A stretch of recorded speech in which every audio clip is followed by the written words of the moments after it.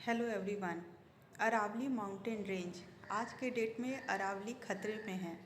कैसे, आइए इस बात को जानते हैं। राजस्थान के बीच कॉन्टिनेंटल प्लेट्स के टकराने से अरावली माउंटेन रेंज का निर्माण हुआ।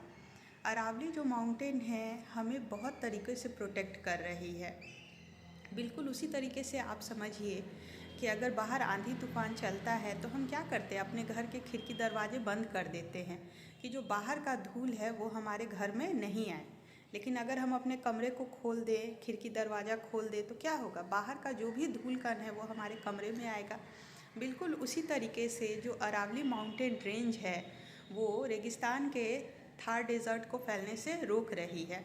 वरना क्या होता कि जितना भी थार डेज़र्ट का बालू है वो जब हवाएं चलती तो उनके साथ ये भारी कण दिल्ली, हरियाणा, राजस्थान, गुजरात आसपास के जो भी इलाके हैं, खास करके दिल्ली और उत्तर प्रदेश के इलाकों में जो भी फर्टाइल लैंड है उनके ऊपर आ कर के धीरे धीरे बिछ जाती, गिरती चली जाती। इससे जो हमारा फर्टाइल लैंड है वो बिल्कुल बंजर हो जाता। इस प्रोसेस को हम डेजर्टिफिकेशन कहते हैं। तो अरावली पर्वत बीच में एक स्पीड ब्रेकर का काम करता है। ये जब हवाएं चलती हैं अरावली पर्वत से टकरा करके जो भी भारी बालू के कण होते हैं वो नीचे गिर जाते हैं। इसके अलावा भी अरावली पर्वत हमें बहुत तरीके से हेल्प करती है। सेंट्रल एशिया से आने वाली जो ठंडी हवाएं हैं उनको ये रोकती है। इसके अलावा जो अरावली माउंटेन रेंज है वो बहुत रिच है बायोडाइवर्सिटी में। कितने टाइप के यहाँ बर्ड स्पीसीज़ हैं, लगभग 300 टाइप के नेटिव स्पीसीज़ हैं, कितने एंडेमिक स्पीसीज़ यहाँ पर रह रहे हैं। तो बायोडाइवर्सिटी में भी जो हमारा अरावली पर्वत है वो बहुत रिच है। अचानक से ये जो अरावली का न्यूज़ है हम देखने लगे कि हाईलाइट होने लगा, सोशल प्लेटफॉर्म पे लोग आने लगे, save Aravalli, save life, save earth, इस तरीके का स्लोगन आने लगा। तो इन बातों को जानने के लिए थोड़ा सा हमको बैक में चलना होगा, थोड़ा सा बैक डेट में चलते हैं और बात करते हैं मई 2024 की, जब सुप्रीम कोर्ट ने आदेश दिया मोदी सरकार को कि आप एक यूनिफॉर्म डेफिनीशन बनाइए अरावली पर्वत रेंज के लिए, इलीगल माइनिंग से रोकने के लिए। ध्यान दीजिएगा, इलीगल माइनिंग को रोकने के लिए, माइनिंग से बचाने के लिए अरावली के लिए उन्होंने एक यूनिफॉर्म डेफिनीशन तैयार करने को कहा। क्योंकि जो अरावली पर्वत रेंज है वो 4 राज्यों से होकर के गुजरती है, गुजरात, राजस्थान, दिल्ली और हरियाणा। इन 4 राज्यों से होकर के अरावली पर्वत रेंज गुजर रही थी और सब जगह अलग अलग डेफिनीशन को फॉलो किया जा रहा था। इसलिए सुप्रीम कोर्ट ने कहा कि आप एक यूनिफॉर्म डेफिनीशन बनाइए ताकि अरावली को प्रोटेक्ट किया जा सके माइनिंग से। लेकिन ये बड़ा ही शॉकिंग है, या फिर हम बोल सकते हैं कि एक तरीके का स्कैम है।